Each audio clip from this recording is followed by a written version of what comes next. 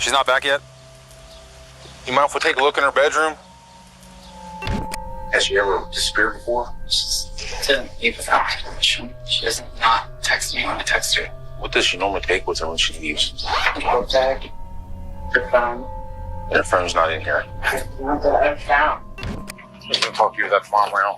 Arguing here last night, or the night before, anything, any reason she would leave? No. Okay. There's a rumor going around, people telling us that she was afraid to come home.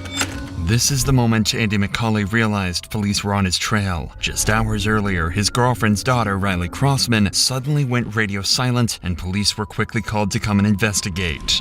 At first glance, it looked just like a messy teenager's bedroom with nothing out of the ordinary. But as the officers scoured through the clutter, unsettling details began to emerge. This was her book bag. Debbie said she wore it, but she said the kids already went through everything. Honey.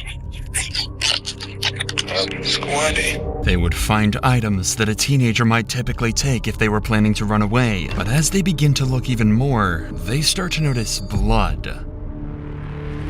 Blood was on her sheet, and more was found on her comforter. The cops were now certain that foul play had occurred, and something terrible happened to Riley. As they try to piece together the puzzle, police find themselves entangled in one man's web of deceptions and twisted lies, all crafted to conceal his one single disturbing secret. On May 8, 2019, dispatchers received a call from a concerned woman reporting the disappearance of her 15-year-old daughter, Riley Crossman. As officers arrive at the scene, they come into contact with the caller, Chantel Oakley, and her boyfriend, Andy McCauley. What's going on, man? Haven't seen you in a long time. It's been a while. Any word? You mind if we take a look in her bedroom? Has she ever disappeared before? She didn't leave without my permission. She doesn't not text me when I text her. This is the only mirror we have like this, so I came in yesterday morning, and I don't remember that being there. And especially her glasses, because this is not exactly the way it was. I've been in here digging and looking to see if there was a note or anything like that.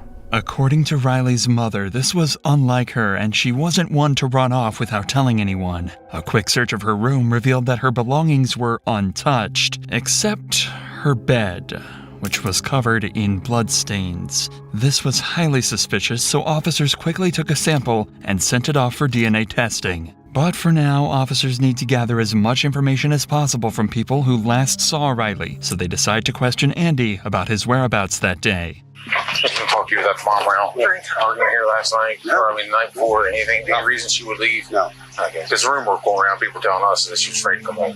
I don't know if that's, you know how people go sometimes. But No, it was nothing like that. Okay. So, She wouldn't have to be her. I mean, they're right. They ain't like that. It's never like that. this is nothing. Nothing. Yeah. Her mom wasn't even home. Right. She's at work. No, you.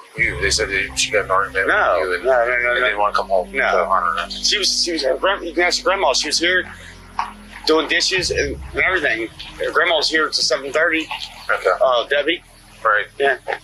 When's the last time you saw her? Like 9, maybe 10ish. At night? Yeah. And what context was that? Oh, she was here in the house. She went to bed probably. Well, I don't know what time she went to bed, but she was.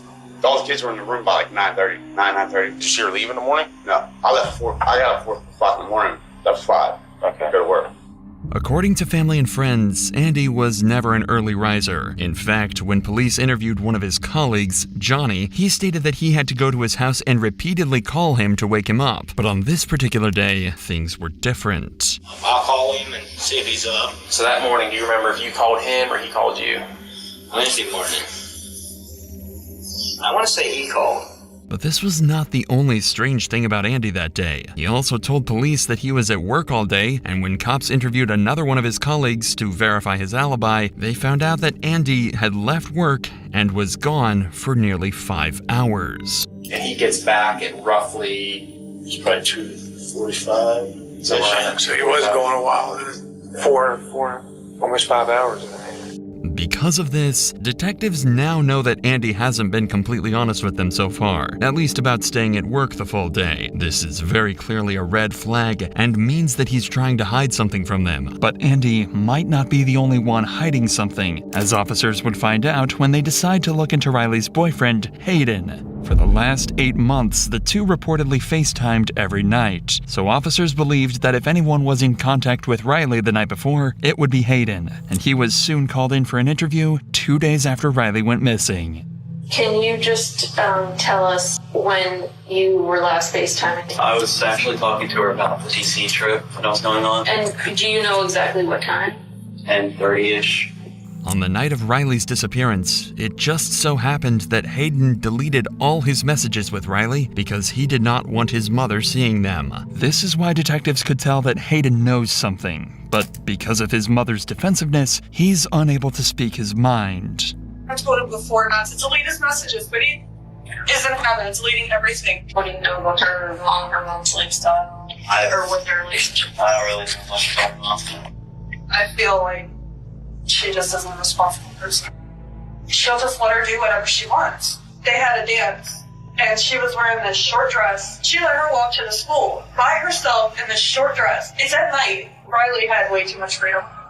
Although this interview was not too fruitful, it pushed Hayden to come forward with a crucial piece of evidence afterwards. A series of disturbing text messages that Riley sent to him the night before she disappeared, saying that Andy was in her room and that she was scared. Immediately, all suspicion was further confirmed around Andy, and officers would later use this information to piece together this dark puzzle. But for now, finding out Andy's actual whereabouts and what really happened during the 5 hours that Riley was missing is crucial to the investigation, and the reason why Andy would be called in for questioning. I just talked to Johnny, right? Saw him leaving. Okay. Would you be surprised if you told me something completely different? Maybe. Do you not remember leaving that job site and going to Red Hill? Oh yeah. Oh, I'm sorry. We did go to. It did. I'm sorry. We did. You're right. Okay. You're right. We did go to and did a shell. How long were you there at Red Hill? Like the rest of the day. Okay. Like the rest of the day. Okay. Were you at that house the entire time, fixing the shelves? No. Okay. Where were you at? I was at the other house. Okay. I went and got some. I went and got some more drugs. If Andy was off doing illegal drugs during those 5 missing hours, then that could possibly explain why he didn't initially tell the cops the truth about where he had been all day. But this also could just be his way of trying to distract the police by bringing their attention to something else. At this point, detectives know that Andy is desperate to give them an alternate alibi, and his drug story could possibly be true. So to cross-check, they would call in Johnny again. Johnny had a history of drug use, and the two would often do cocaine together, so he can easily substantiate or discredit Andy's account. Would you say that there was enough to still do another line each? Oh yeah. A couple lines each? Oh yeah. Okay. So you wouldn't have to, you didn't need any more coke? No. So now, Andy's story about going to get more drugs isn't adding up. His colleague had already told the cops that they had more than enough cocaine to get them through the rest of the day, so there would be no reason for them to go get more drugs. Realizing that Andy has been lying, the police decide it's time to confront him and get to the bottom of his deception. What if I told you that I know you weren't at Sunoco and you didn't buy drugs off anybody that day? See what I'm getting at? We went from this story to this story, now we're going to get a third story. This is one of these times you really need to think of what you're telling me, okay? Because you're not being honest. Remember what I told you about being honest and I'm not going to just throw shit at you? I know you weren't there. I know you didn't buy drugs off your cousin, and I know you didn't use them in that parking lot that day. Where did you go when you left? Went to my house to get the drugs. Okay. I already had them in my house. Okay. I already told Chantel. I still want to tell you I had them in my house. So you go back home, you use your drugs, and then you go back to work, and then what? Considering the discrepancies in each version of the story he tells officers, there is more than enough reason for officers to not trust Andy, like they would express. I'm just telling you the whole part about you being honest. I'm being honest with you. I've been honest with you. I told you shit that I didn't even want to tell you. Okay. You're being somewhat honest. I mean, we're doing some polling to get some information about some drug activity, which is us. I don't even give 2 shits about. But yet we're having trouble pulling that out of you. Because I was worried about the names out there. Okay, and I told you I don't care about that. I didn't say that. You told us about the drug activity, 2 nights ago? I did. Did I arrest you for it? Your names or anything? The main reason for detectives pressuring Andy like this is because a record of his movements is crucial for this investigation. Usually law enforcement can just track a suspect's movements using their phone, but in Andy's case, he had supposedly left it at home the day that Riley went missing. Knowing that the more leniency detectives show to Andy, the bolder he would become in giving shady alibis, detectives decide to ramp up the intensity of the conversation, even more to make Andy nervous and slip up about his real whereabouts. The further along this is, whatever happens, and whoever did this to her, the worse off it gets for that person too. Yes, I hope so. She was probably taken out of that house by somebody. Yeah, I feel something that she was taken that way, I feel, because she would be home by now. She wouldn't leave her mom. She was taken from that house, is what I'm saying. She didn't wander off. She didn't pack a bag and take her clothes, take her glasses, take a cell phone charger, take all of her money. She had most of her money. Someone's going to go. Her money was still in the book bag. Yeah. So like I said, if someone's going to run away or do something, they're going to make a little bit better effort, even for a 15-year-old. I agree. For a 15-year-old kid, they're going to at least have the necessities. Even after explicitly stating the absurdity of the situation, Andy seems as calm as ever and won't crack about where he really was. But even in this situation, detectives have one piece of evidence that would cause the pressure to mount on Andy: the texts that Hayden had showed them. Once confronted with these, Andy's behavior changes immediately. What if I told you her last text to her boyfriend were saying, don't talk, because she still has the FaceTime on? Andy's in here. I'm afraid. That's what it said. What if I told you that? I would say that's crazy. I can put my hand on the Bible and tell you I saw those texts today. Well, I like to see him because I know probably he is scared of me. I know she is. Not only that, she said you were in here and she was in her bedroom because the FaceTime was still on. I was never in her room. That's not what she's saying. I don't go in her room.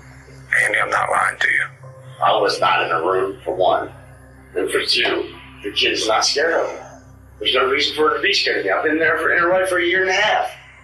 Taking care of her, giving her everything she needs. But what we're saying, I get that, and I hear you, but what we're saying is that's what she's saying. So obviously to her, she's afraid of something. The walls are closing in on Andy quickly, and he's no longer able to keep up with his lies. He can't think of any possible reason why Riley would be afraid of him, or any explanation for why she would have sent her boyfriend those texts. There's no way. There's no way you can ask your mother. The mother will tell you that it's not true. There's no I'm way. telling you, I read that with my own eyes today. I don't know. I know. So you see where that puts us. Yeah, I understand, but the kid's not scared of me. I don't understand how you guys can say that. Despite the damning physical evidence, Andy continues to insist that there was no reason that Riley would have been afraid of him. Perhaps he thinks that if he denies this enough times, the cops will simply move on. That she's not. That's your grandmother. That's what she is saying. She's saying that's why we're saying that. We don't know what goes on behind closed doors when, you and Chantel are there, or Chantel and Riley are there, or we don't know, okay? But obviously in her mind, she's afraid of you. No. Would you agree it doesn't make sense? It doesn't make sense at all. So does she have any reason to say that? No. Then why would she say that? Oh, no.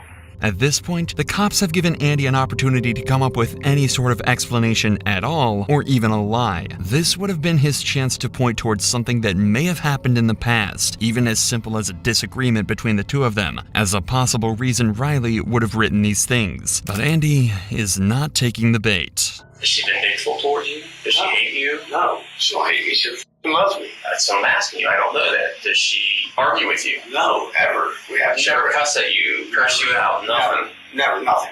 In a year and a half, nothing. Okay, so it sounds like to me she does love you so heartedly. Yes. Okay, so why would she say that? I don't know. In a year and a half, we have not had one conflict. Okay. Me and the boy, yeah, we have.